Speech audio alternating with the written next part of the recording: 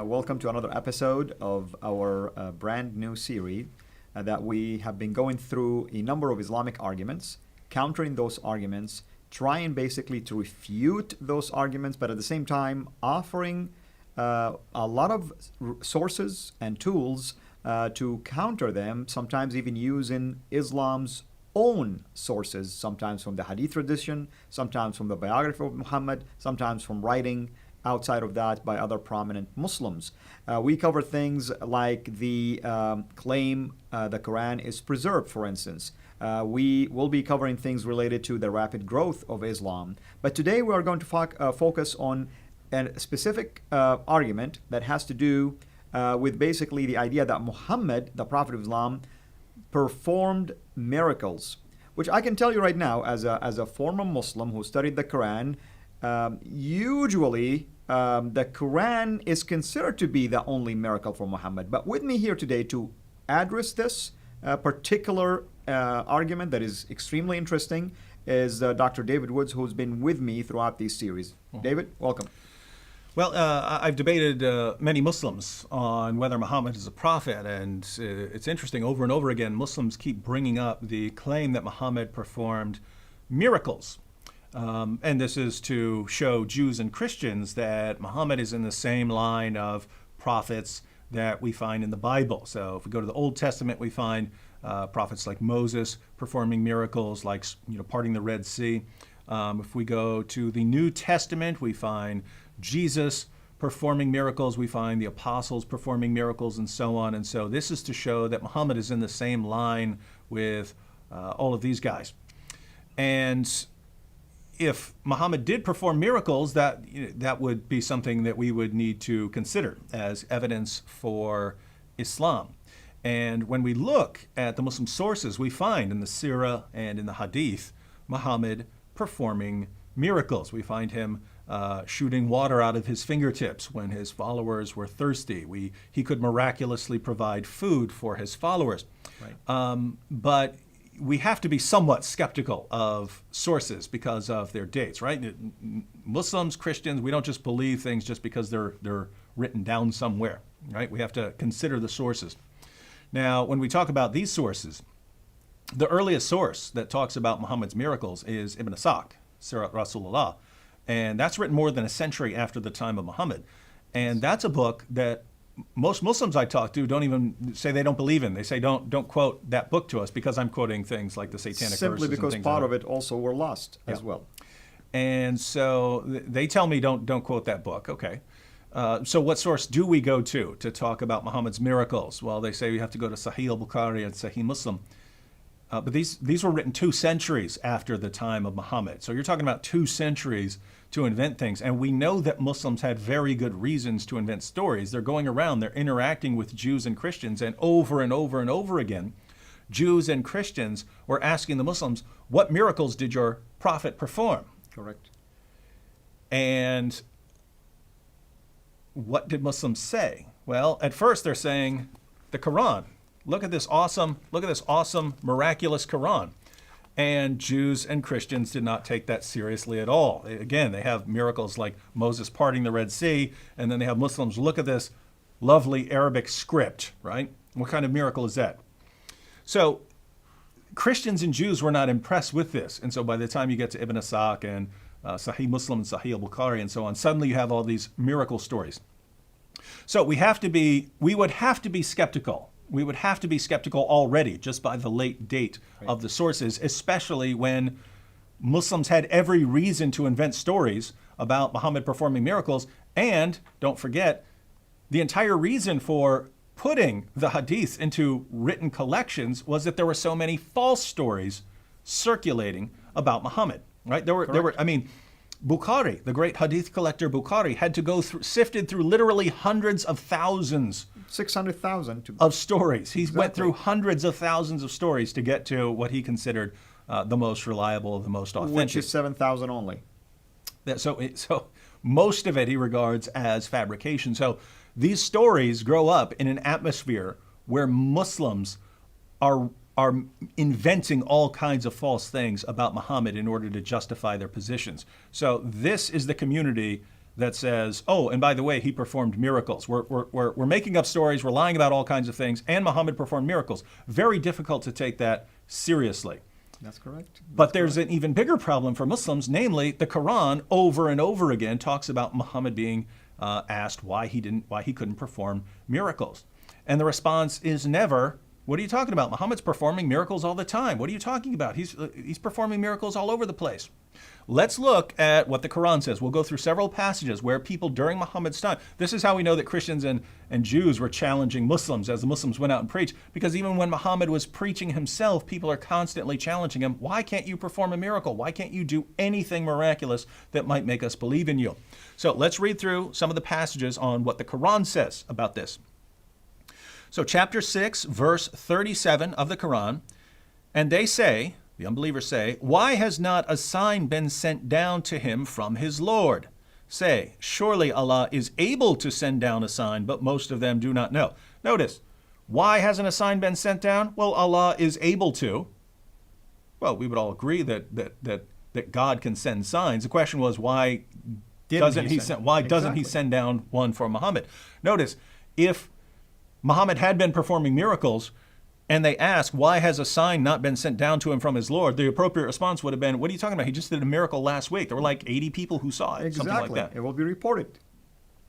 But over and over again, this is what we find. Let's look at Surah 10, verse 20.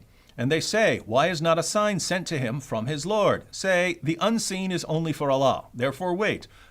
Surely I too, with you, am of those who wait. So why doesn't a sign come to Muhammad? Why doesn't Muhammad have a miracle? Because the unseen things are only for Allah. We don't know why he doesn't send a miracle. Again, if Muhammad had been performing miracles, why not? Oh, by the way, Muhammad performed miracles all the time. Why do you guys keep asking for miracles when he's been performing so many? Surah 11, verse 12. Then it may be that you will give up part of what is revealed to you, and your breast will become straitened by it, because they say, why has not a treasure been sent down upon him, or an angel come to him? You are only a warner, and Allah is custodian over all things. So why hasn't a miracle come down upon Muhammad? Because Muhammad is only a warner.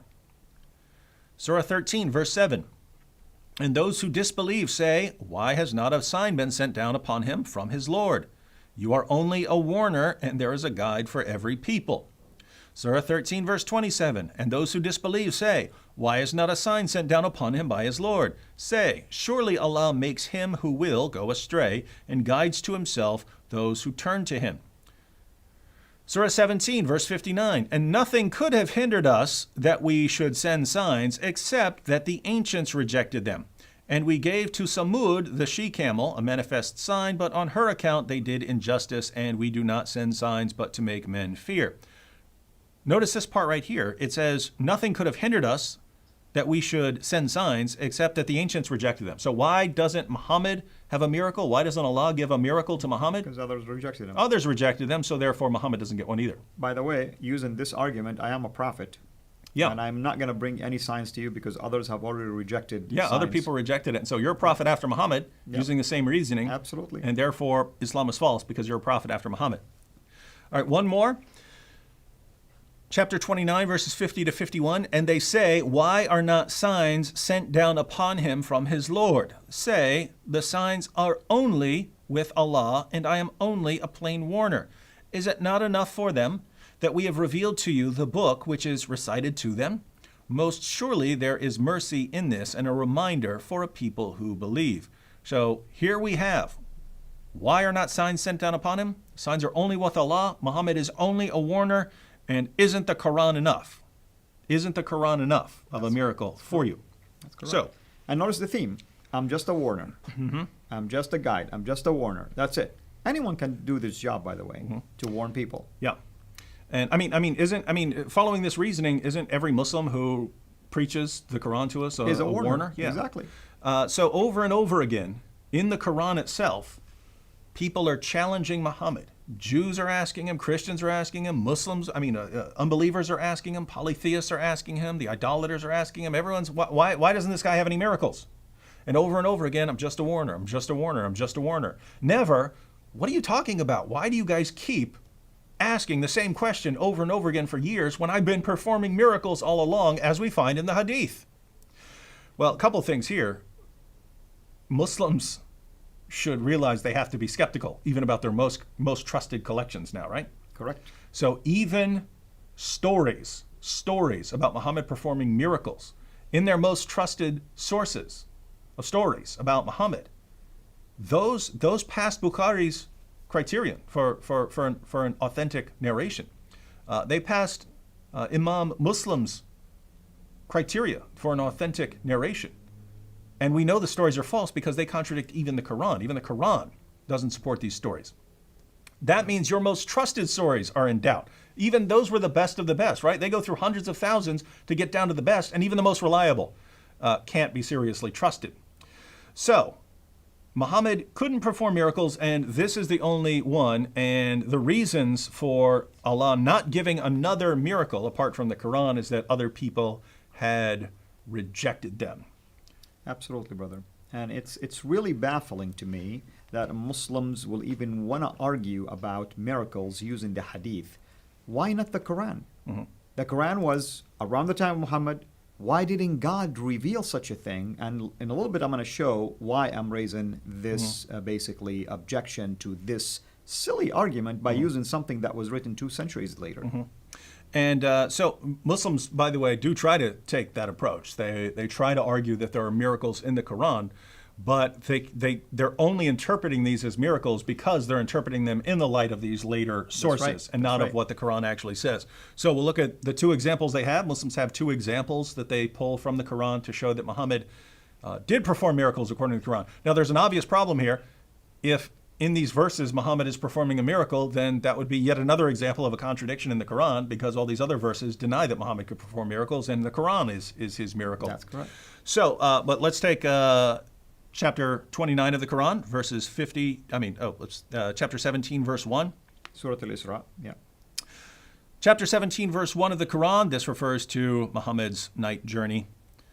Glory be to him who made his servant to go on a night from the sacred mosque to the remote mosque, of which we have blessed the precincts, so that we may show to him some of our signs. Surely he is the hearing, the seeing. So this Muhammad going from Mecca to Jerusalem, and this is supposedly an example of a miracle. Now, the problem, of course, right off the bat, is that Aisha herself, in Ibn Ishaq and other sources, was asked about Muhammad's night journey, and she said he was in bed the entire time. So this is not Muhammad miraculously being taken away and him disappearing from Mecca and being taken to Jerusalem and so on. This is Muhammad getting some sort of vision, right? Some sort of vision. Correct. And if I may add also, Dr. Wood, a miracle is intended for others to see it. Mm-hmm. So his own wife said he was asleep. But even let's assume he left the room. Nobody saw this. Yeah. No one said, I saw something unusual, al-Buraq. I saw the Prophet fly in somehow. Yeah. I saw an angel. I heard voices. None of that. And that's by itself is a problem. Number 2, we know historically that the Far Mosque, the Dome of the Rock, wasn't built until 691. So this very verse is problematic anyway in terms of proving that the Quran was tampered with later. Mm-hmm. And so you hit the nail right on the head there. It makes no sense for someone to say, "Hey, I was taken on a journey." No one saw it, but I was. Trust me on this one. I was taken on a journey. So best case scenario, you could say, "Well, the Quran says it, but no one sees it," and so it's basically Muhammad saying that he went on a journey. And oh, by the way, it's just some sort of vision. So this would be like me saying, "Hey, I had a dream," or something like this. I had a dream, and it's I went away to some great place and stuff like this. Therefore, it's a miracle, and I'm a prophet. No, we're asking, why don't we find miracles that could be confirmed? So notice, this just fits in with everything else. It's Muhammad is not doing any miracles that anyone can confirm. That's why they keep challenging him. And Allah says, well, people aren't going to believe it anyway, so I'm just not going to send them. And like you said, Dr. Wood, this is a vision. This is not a miracle. Mm-hmm. A more common one, because we do find this one in the Hadith, and Muslims think that this passage of the Quran supports it. But chapter 54, verses 1 through 2, the hour of judgment is nigh, and the moon is cleft asunder. But if they see a sign, they turn away and say, this is but transient magic. So, the moon is cleft asunder. There are stories in the Hadith about Muhammad going out and splitting the moon in half, and the unbelievers see it and so on. And so this is the miracle, and it's right here in the Quran. Now, what's the problem? Well, if you read this passage, this doesn't say anything about Muhammad doing anything here. There's nothing about Muhammad. There's nothing about Muhammad going out and saying that this is his sign or something like this. This doesn't say anything about what went on here, or even that this is some past event. And so you can only conclude that this is talking about Muhammad miraculously doing anything by reading the Hadith and saying, oh, what the Hadith talk about here, this is referring back to this, rather than that story in the Hadith evolving out of this passage of the Quran. And even in Muslim commentaries, we find that there are multiple interpretations of this verse which don't involve Muhammad doing anything miraculous. So this is Yusuf Ali's Quran, right? And he adds 3 interpretations of here. He says that maybe they're all true, and he does believe that this refers to Muhammad miraculously splitting the moon. But he notes 3 explanations are given, and perhaps all 3 apply here. One, that the moon once appeared cleft asunder in the valley of Mecca within sight of the Prophet, his companions, and some unbelievers. 2, that the prophetic past tense indicates the future, the cleaving asunder of the moon being a sign of the judgment approaching. That's actually what it sounds like to me, that it's referring to a future event. Notice the hour. Apocalyptic event, exactly. Yeah, the hour is near and the moon is cleft asunder, exactly. Right? So he acknowledges that is, so the prophetic past tense indicates the future, the cleaving asunder of the moon being a sign of the judgment approaching. And 3, that the phrase is metaphorical, meaning that the matter has become clear as the moon. Now, he believes, based on people, if they see a sign, they turn away and say, this is but transient magic. So the unbelievers are denying the miracle. But notice, it says, if they see a sign. If they see a sign. That fits in perfectly with the other passages of the Quran. People in the past didn't believe in it, so even if I showed you a sign, you're not going to believe it, and so on. So even if this were talking about Muhammad's time, it would be saying if they did see a miracle, they would still turn away. But as far as this sort of language here, you even find it in other passages of the Quran. So I'll start off reading the beginning of Surah 75 here. Allah says, I do call to witness the resurrection day, and I do call to witness the self-reproaching spirit. Does man think that we cannot assemble his bones? Nay, we are able to put together in perfect order the very tips of his fingers. But man wishes to do wrong even in the time in front of him. He questions when is the day of resurrection. At length, when the sight is dazed, and the moon is buried in darkness, and the sun and moon are joined together, that day will man say, where is the refuge? Notice this, the moon is buried in darkness, the sun and moon are joined together. The Quran uses this kind of language over and over again. So when it's talking about the moon being cleft asunder, and it says that this is a sign of the approaching judgment and so on, the judgment is near, it sounds like that's referring to apocalypse, not something that's happening during the time of Muhammad to confirm his prophethood. But I mean, at the end of the day, there's not one word about Muhammad doing anything. That's correct. Best case scenario for Muslims, according to the passage, you'd say people saw some event and didn't take heed about what they should believe about God and didn't take heed that the judgment is near or something like that.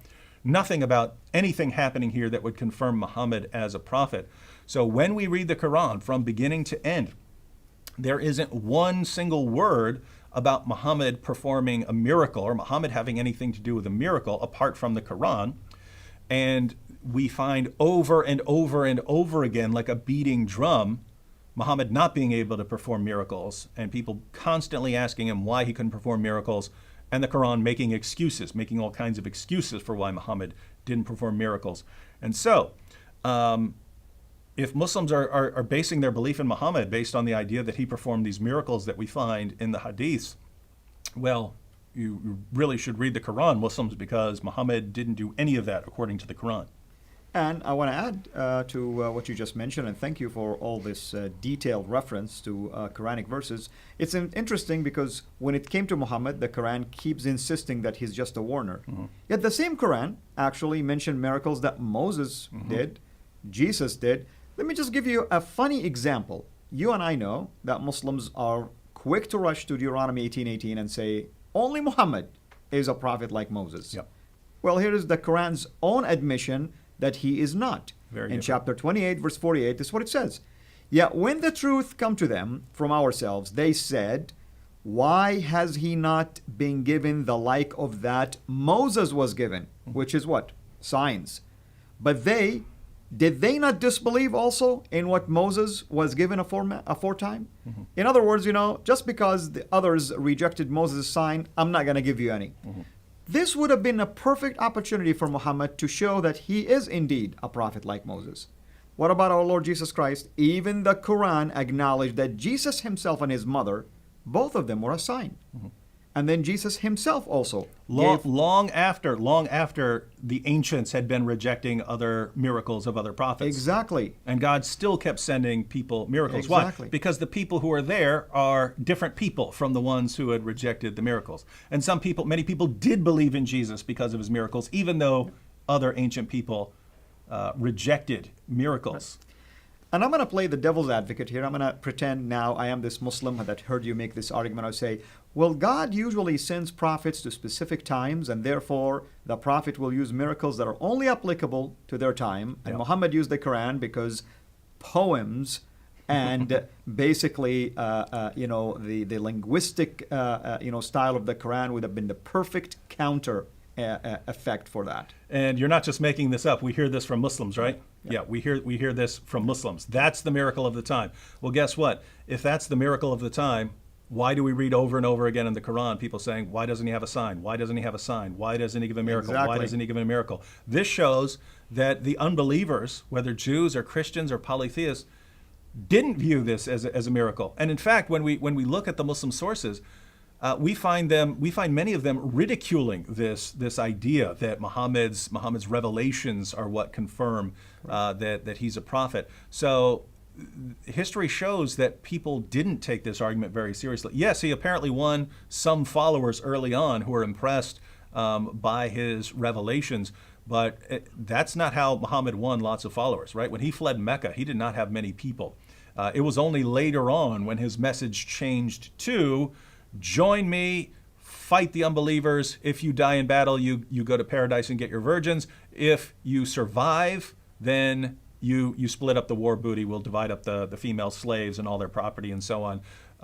That's when Muhammad started winning tons of followers. So as far as the people of his time, very few people found this argument impressive. Exactly. Well, thank you, brother, as always. We appreciate your efforts. Can you give our audience just a hint of the next argument that we'll be addressing? Well, you mentioned earlier on the argument from Rapid Growth. So next time we could go over the argument that Islam must be true because it's growing so rapidly. Islam's the fastest spreading religion, so it must be the truth. Wonderful. Well, hopefully everyone is enjoying this series. And as I always say, I pray that if you are a Muslim who is watching this, that you would go and examine these sources that we've given you, all the references from the Quran and other sources like the Hadith or the biography of Muhammad, and also the Bible as well. But if you are someone who is ministering among Muslims, we pray that this also will be a useful tool in your hand. Until we meet again, have a blessed day.